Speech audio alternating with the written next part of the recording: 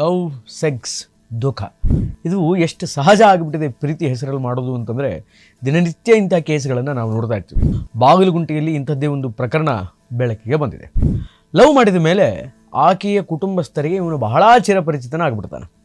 ಅವನ ಮಿಂಚು ಮಿಣಿಕ್ ಮಾತುಗಳಿಗೆಲ್ಲ ಮರಳಾಗಿ ತನ್ನ ಮನಸ್ಸನ್ನು, ದೇಹವನ್ನು ಎಲ್ಲವನ್ನೂ ಕೂಡ ಕೊಟ್ಬಿಡ್ತಾನೆ. ಅವ್ರ ತಂಗಿಯನ್ನು ಕೂಡ ಹೆಂಗೆ ಬೇಕಾದಂಗೆ ಬಳಸ್ಕೊಳ್ಳೋದಕ್ಕೆ ಪ್ರಾರಂಭ ಮಾಡ್ತಾನೆ. ಅವಳ ತಂಗಿಗೆ ಬ್ಲ್ಯಾಕ್ ಮೇಲ್ ಮಾಡ್ತಾನೆ. ನಾನು ಯಾವಾಗ ಕರಿತೀನಿ ನೀನು ಆವಾಗ ಬರಬೇಕು. ನಮಸ್ಕಾರ, ರೆಬಲ್ ಟಿವಿ ವಿಶೇಷ ಕಾರ್ಯಕ್ರಮಕ್ಕೆ ಸ್ವಾಗತ. ನಾನು ಶ್ರೀನಿವಾಸ್ ವೈದ್ಯ. ಲವ್, ಸೆಕ್ಸ್, ದುಃಖ ಇದು ಇವತ್ತು ಬಹಳ ಸಿಕ್ಕಾಪಟ್ಟೆ ಕಾಮನ್ ಆಗಿಬಿಟ್ಟಿದೆ. ಪ್ರೀತಿಯ ಹೆಸರಿನಲ್ಲಿ ಕಾಮದ ಆಟ ನಿರಂತರವಾಗಿ ನಡೀತಾನೆ ಇದೆ. ಅದರ ಜೊತೆಗೆ ಮೋಸ, ದಗ, ವಂಚನೆ ಇದು ಎಷ್ಟು ಸಹಜ ಆಗಿಬಿಟ್ಟಿದೆ ಪ್ರೀತಿ ಹೆಸರಲ್ಲಿ ಮಾಡೋದು ಅಂತಂದರೆ ದಿನನಿತ್ಯ ಇಂಥ ಕೇಸ್ಗಳನ್ನು ನಾವು ನೋಡ್ತಾ ಇರ್ತೀವಿ. ಈಗ ರಾಜಧಾನಿ ಬೆಂಗಳೂರಿನ ಬಾಗಲಗುಂಟೆಯಲ್ಲಿ ಇಂಥದ್ದೇ ಒಂದು ಪ್ರಕರಣ ಬೆಳಕಿಗೆ ಬಂದಿದೆ. ಒಬ್ಬ 27 ವರ್ಷದ ಯುವಕ, ಆತನ ಹೆಸರು ಶುಭಾಂಶು ಶುಕ್ಲ ಅಂತ. ಆತ ಒಂದು ಹುಡುಗಿಯನ್ನು ಪ್ರೀತಿ ಮಾಡ್ತಾನೆ. ಆ ಹುಡುಗಿ ಕೂಡ ಆತನನ್ನು ಪ್ರೀತಿ ಮಾಡ್ತಾಳೆ. ಲವ್ ಮಾಡಿದ ಮೇಲೆ ಆಕೆಯ ಕುಟುಂಬಸ್ಥರಿಗೆ ಇವನು ಬಹಳ ಚಿರಪರಿಚಿತನಾಗ್ಬಿಡ್ತಾನೆ. ಚಿರಪರಿಚಿತನಾದ, ಆಕೆಯನ್ನು ಪ್ರೀತಿ ಮಾಡ್ದ. ನಿಜವಾಗ್ಲೂ ಆಕೆಯನ್ನು ಪ್ರೀತಿ ಮಾಡಿ ಆಕೆಯ ಕೈ ಹಿಡಿದು ಸಂಸಾರ ನಡೆಸ್ಕೊಂಡು ಹೋಗಿದ್ದಿದ್ರೆ ಎಲ್ಲವೂ ಚೆನ್ನಾಗಿರ್ತಿತ್ತು. ಆದರೆ ಈ ನೀಚ ಮಾಡಿದ್ದೇನು ಅಂತಂದರೆ, ಆಕೆಯನ್ನು ಪ್ರೀತಿ ಮಾಡುವಂತಹ ನೆಪದಲ್ಲಿ ಮನೆಯಲ್ಲಿದ್ದಂತಹ ಆಕೆಯ ತಂಗಿಯನ್ನೂ ಕೂಡ ಪರಿಚಯ ಮಾಡಿಕೊಂಡು ಆಕೆಯ ಮೇಲೆ ಕಣ್ಣು ಹಾಕ್ತಾನೆ. ಆಕೆಯ ತಂಗಿಯ ಮೇಲೂ ಕೂಡ ಕಣ್ಣು ಹಾಕ್ತಾನೆ. ತಂಗಿ ಮೇಲೆ ಕಣ್ಣು ಹಾಕಿದ ಮೇಲೆ ಇವನೇನು ಮಾಡ್ತಾನೆ, ಆಕೆಯ ತಂಗಿಯ ಜೊತೆ ಮಿಸ್ಬಿಹೇವ್ ಮಾಡೋದಕ್ಕೆ ಪ್ರಾರಂಭ ಮಾಡ್ತಾನೆ ಮತ್ತು ಆಕೆಯ ಮೇಲೆ ಅತ್ಯಾಚಾರ ಮಾಡಿದ್ದಾನೆ ಅನ್ನುವಂತಹ ಆರೋಪವನ್ನು ಕೂಡ ಈಗ ಈತನ ಲವರ್ ಏನಿದ್ಲಲ್ಲ ಹುಡುಗಿ, ಆ ಹುಡುಗಿ ಕಡೆಯವರು ಮತ್ತು ಆ ಹುಡುಗಿ ಎಲ್ಲರೂ ಒಂದು ಬಹಳ ತೀವ್ರವಾದಂತಹ ಆರೋಪವನ್ನು ಮಾಡ್ತಿದ್ದಾರೆ. ಇವರಿಬ್ಬರು ಲವ್ ಮಾಡ್ತಾಯಿದ್ರು. ಈ ಹುಡುಗ ಮತ್ತು ಆ ಹುಡುಗಿ ಲವ್ ಮಾಡ್ತಾಯಿದ್ರು, ಲಿವಿಂಗ್ ರಿಲೇಷನ್ಶಿಪ್ನಲ್ಲಿದ್ದರು, ಎಲ್ಲವೂ ಚೆನ್ನಾಗೇ ಇತ್ತು. ಬಾಂಬೆಗೆ ಆಕೆಯನ್ನು ಕರ್ಕೊಂಡು ಹೋಗಿದ್ದ. ನನಗೆ ಬಾಂಬೆಯಲ್ಲಿ ಕೆಲಸ ಸಿಕ್ಬಿಟ್ಟಿದೆ ಅಂತ ಹೇಳಿ ಒಂದು ಸ್ವಲ್ಪ ದಿನ ಬಾಂಬೆ ಕರ್ಕೊಂಡು ಹೋಗಿದ್ದ. ಅದಾದಮೇಲೆ ಮತ್ತೆ ಬೆಂಗಳೂರಿಗೆ ಬಂದ. ಬೆಂಗಳೂರಲ್ಲಿ ಯಾವುದೋ ಒಂದು ಅಪಾರ್ಟ್ಮೆಂಟಲ್ಲಿ ಮನೆ ಮಾಡ್ಕೊಂಡಿದ್ದ. ಲಿವಿಂಗ್ ರಿಲೇಷನ್ಶಿಪ್ಪಲ್ಲಿದ್ದರು ಇವರಿಬ್ಬರು ಅನ್ನುವಂಥ ವಿಚಾರವೂ ಕೂಡ ಈಗ ತಿಳಿದು ಬಂದಿದೆ. ಆದರೆ ಕಾಲ ಕಳೀತಾ ಇದ್ದಂತೆ ಆ ಹುಡುಗಿಗೆ ಗೊತ್ತಾದ ಏನು ಅಂತಂದರೆ, ಇವನಿಗೆ ನನಗಿಂತ ಮುಂಚೆ ಒಬ್ಬಳು ಹುಡುಗಿ ಇದ್ಲು, ಅವಳ ಜೊತೆ ಇವನಿಗೆ ಮದುವೆ ಆಗಿದೆ ಅನ್ನುವಂತಹ ವಿಚಾರ ಆ ಹುಡುಗಿಗೆ ತಿಳಿದು ಬರುತ್ತೆ. ಯಾರು ಲವರ್ ಇದ್ಲಲ್ಲ ಆ ಯುವತಿಗೆ ತಿಳಿದು ಬರುತ್ತೆ. ತಿಳಿದು ಬಂದ ನಂತರ ಆಕೆ ಬಹಳ ನೀಟಾಗಿ ಹೇಳ್ತಾಳೆ, ನೋಡು, ನೀನು ನನ್ನನ್ನು ಪ್ರೀತಿಸ್ತಾ ಇದೆಯಾ ಅಂತ ಹೇಳ್ತಾ ಇದೆಯಾ, ಆದರೆ ನಿನಗೆ ಮುಂಚೆ ಮದುವೆ ಆಗಿದೆ, ನೀನು ನನ್ನನ್ನು ಯಾಕೆ ಪ್ರೀತಿಸಿದೆ, ಹಾಗೆ ಹೀಗೆ ಅಂತ ಹೇಳಿ ಒಂದು ಸ್ವಲ್ಪ ಮಾತಿನ ಚಕಮಕಿ ನಡೆಯುತ್ತೆ.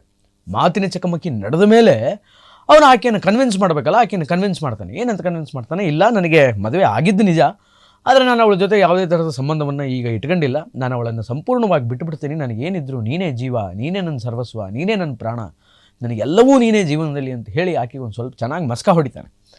ಮಸ್ಕ ಹೊಡೆದ ನಂತರ ಅವಳು ಏನು ಮಾಡ್ತಾಳೆ, ಅಯ್ಯೋ ಪಾಪ, ನಿಜ ಹೇಳ್ತಾ ಇರಬೇಕು, ನನ್ನ ಮೇಲೆ ಎಷ್ಟು ಲವ್ ಇದೆ ಇವನಿಗೆ, ನನ್ನ ಮೇಲೆ ಎಷ್ಟು ಪ್ರೀತಿ ಇದೆ, ಅವಳನ್ನು ಬಿಟ್ಟು ನನ್ನ ಹಿಂದೆ ಬರ್ತೀನಿ ಅಂತಿದ್ದಾನಲ್ಲ, ಇಂಥವಳನ್ನು ಪಡೆಯೋದಕ್ಕೆ ನಾನು ಪುಣ್ಯ ಮಾಡಿದ್ದೀನಿ ಅಂತ ಅನ್ಕೊಂಡು ಪಾಪ ಇವಳು ಅವನ ಮಿಂಚು ಮಿಣಿಕ್ ಮಾತುಗಳಿಗೆಲ್ಲ ಮರಳಾಗಿ ತನ್ನ ಮನಸ್ಸನ್ನು, ದೇಹವನ್ನು ಎಲ್ಲವನ್ನೂ ಕೂಡ ಕೊಟ್ಬಿಡ್ತಾನೆ. ಕೊಟ್ಟ ನಂತರ ಈ ನನ್ನ ಮಗ ಆ ಏನು ಲವ್ವರ್ ಇರ್ತಾಳಲ್ಲ ಅವಳ ತಂಗಿ ಮೇಲೆ ಕಣ್ಣು ಹಾಕ್ತಾನೆ. ನಾನು ಆಗಲೇ ಹೇಳ್ದ ಹಾಗೆ ಅವ್ರ ತಂಗಿ ಮೇಲೆ ಕಣ್ಣು ಹಾಕ್ತಾನೆ. ಅವ್ರ ತಂಗಿಗೆ ಬ್ಲ್ಯಾಕ್ ಮೇಲ್ ಮಾಡ್ತಾನೆ. ಅವ್ರ ತಂಗಿಯನ್ನು ಕೂಡ ಹೆಂಗೆ ಬೇಕಾದಂಗೆ ಬಳಸ್ಕೊಳ್ಳೋದಕ್ಕೆ ಪ್ರಾರಂಭ ಮಾಡ್ತಾನೆ. ಅವಳ ತಂಗಿಗೆ ಬ್ಲ್ಯಾಕ್ ಮೇಲ್ ಮಾಡ್ತಾನೆ. ನಾನು ಯಾವಾಗ ಕರಿತೀನಿ ನೀನು ಆವಾಗ ಬರಬೇಕು, ಬಂದಿಲ್ಲ ಅಂತಂದರೆ ಪರಿಣಾಮ ಸರಿ ಇರಲ್ಲ, ನಾನು ಏನು ಮಾಡ್ತೀನಿ ನನಗೆ ಗೊತ್ತಿಲ್ಲ, ಈ ವಿಚಾರವನ್ನು ನೀನು ಯಾರಿಗೂ ಹೇಳುವಂತಿಲ್ಲ, ಒಂದು ವೇಳೆ ಹೇಳಿದರೆ ಮತ್ತು ನಾನು ಬೇರೆ ರೀತಿಯಾಗಿ ಆ್ಯಕ್ಷನ್ ತೊಗೋತೀನಿ, ಹಾಗೆ ಹೀಗೆ ಮತ್ತೊಂದು ಮಗದೊಂದು ಅಂತ ಹೇಳಿ ಆಕೆಯ ತಂಗಿಯನ್ನು, ಆ ಹುಡುಗಿಯನ್ನು, ಅಪ್ರಾಪ್ತ ಬಾಲಕಿಯನ್ನು, ಸಂತ್ರಸ್ತೆಯ ಬಾಲಕಿಯನ್ನು ಬ್ಲ್ಯಾಕ್ ಮೇಲ್ ಮಾಡೋದಕ್ಕೆ ಪ್ರಾರಂಭ ಮಾಡ್ತಾನೆ.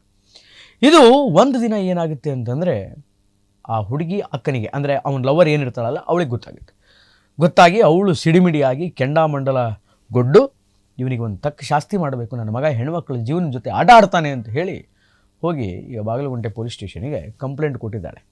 ಈಗ ಅವನು ಪೊಲೀಸರ ಅತಿಥಿಯಾಗಿದ್ದಾನೆ ಮತ್ತು ಪೊಲೀಸರು ಇದರ ಬಗ್ಗೆ ಎಂಕ್ವೈರಿಯನ್ನು ಮಾಡ್ತಿದ್ದಾರೆ. ಇದು ಇಲ್ಲಿಗೆ ನಿಂತ ಇಲ್ಲ. ಹತ್ರ ಆ ಹುಡುಗಿ ಹತ್ರ ಈ ನನ್ನ ಮಗ ಪ್ರೀತಿಯ ಹೆಸರಿನಲ್ಲಿ ಆಕೆಯ ದೇಹವನ್ನು ಅನುಭವಿಸೋದಷ್ಟೇ ಅಲ್ಲದೆ ಆಕೆಯ ಆಸ್ತಿಯನ್ನು ಕೂಡ ಅನುಭವಿಸಿದ್ದಾನೆ. ಆಕೆಯಿಂದ ಈ ನನ್ನ ಮಗ ಪಡ್ಕೊಂಡಿದ್ದು ಎಷ್ಟು ಗೊತ್ತಾ ದುಡ್ಡು? ಒಂದಲ್ಲ ಎರಡಲ್ಲ, ಹತ್ರ 37 ಲಕ್ಷ ರೂಪಾಯಿಗಳನ್ನು ಆಕೆಯಿಂದ ಈ ನನ್ನ ಮಗ ಪ್ರೀತಿಯ ಹೆಸರಿನಲ್ಲಿ ಪಡ್ಕೊಂಡಿದ್ದಾನೆ. 37 ಲಕ್ಷ ರೂಪಾಯಿ, ಒಂದಲ್ಲ ಎರಡಲ್ಲ. ಬರೀ ಕ್ಯಾಶ್ ಅಷ್ಟೇನಾ? ಅಲ್ಲ, 37 ಲಕ್ಷದ ಜೊತೆಗೆ 559 ಗ್ರಾಮ್ ಬಂಗಾರವನ್ನು ಕೂಡ ಎತ್ತಾಕೊಂಡು ಹೋಗಿದ್ದಾನೆ ಆ ಹುಡುಗಿ ಮನೆಯಿಂದ ಅನ್ನುವಂತಹ ವಿಚಾರಗಳು ಕೂಡ ಈಗ ಬೆಳಕಿಗೆ ಬಂದಿದೆ. ನೋಡಿ, ಪ್ರೀತಿ ಹೆಸರಿನಲ್ಲಿ ಅದು ಎಷ್ಟು ಧೋಕಾ ಮಾಡ್ತಾರೆ.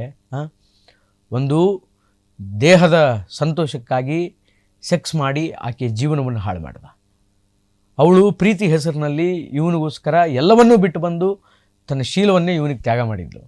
ಈ ನನ್ನ ಮಗ ಅದನ್ನೂ ಅನುಭವಿಸಿ ಅದ್ರ ಜೊತೆಗೆ ಅವಳ ಹಣನೂ ಎತ್ತಾಕೊಂಡು ಹೋಗಿ, ಅವಳ ಬಂಗಾರನೂ ಎತ್ತಾಕೊಂಡು ಹೋಗಿ, ಅವಳ ತಂಗಿಗೂ ಇವನು ಕಾಟ ಕೊಟ್ಟು ಆಕೆ ಮೇಲೂ ಕೂಡ ಅತ್ಯಾಚಾರದ ಒಂದು ಪ್ರಯತ್ನವನ್ನು ಮಾಡಿದ್ದಾನೆ. ಇಂತಹ ನನ್ನ ಮಕ್ಕಳಿಗೆಲ್ಲ ಏನು ಮಾಡಬೇಕು ನೀವೇ ಹೇಳಿ.